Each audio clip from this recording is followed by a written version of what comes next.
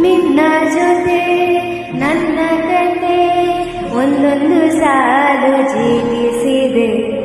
ನನ್ನ ಜೊತೆ ನಿನ್ನ ಕತೆ ಬೇರೊಂದು ಲೋಕ ಸೃಷ್ಟಿಸಿದೆ ಎಂದು